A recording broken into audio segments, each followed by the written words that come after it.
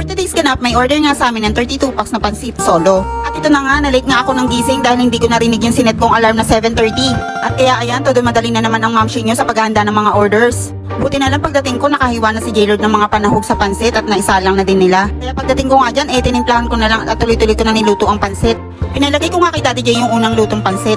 Dahil nakadalawang salang nga kami dahil kulang nga yung unang salang namin. Nalagyan ko na nga rin ng foil yung mga styro at isa-isa ko na nga din nilagyan ng mga styro ng pansit. Nagmadali na nga ako dahil 10:30 na nga ang call time ng customer. May 6 packs pa pala itong silog na order. At ito na nga, sobrang late na talaga kami pero may grace period naman siguro yung 10:30 na binigay nila. May ganun?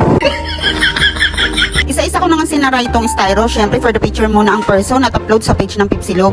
At tapos sinasara ko nga ang mga orders, diretso lagay na ni Daddy J sa box at kinamada. Pag nilagay kasi sa plastic, baka matapon yung sauce. Medyo masos kasi ako magluto ng pansit para pagdating sa customer, hindi dry ang texture niya. Ayoko din naman dry na luto sa pansit. Nakailang order na din sila nito at salamat naman nagustuhan nila. Tumulan na nga din ang pininsan ni Daddy J na si Smack. Siya din nga kasi ang magdadala ng order na yan dahil mas kabisado niya ang daan papunta at mabilis pa. Tapos nga namin lahat ng order. Salamat talaga at may katuwang kami ni Daddy J. At ayan, kinarga na nga sa motor. Pinasama na nga namin si J-Lord para makapasyal na din. So yun lang, bye-bye!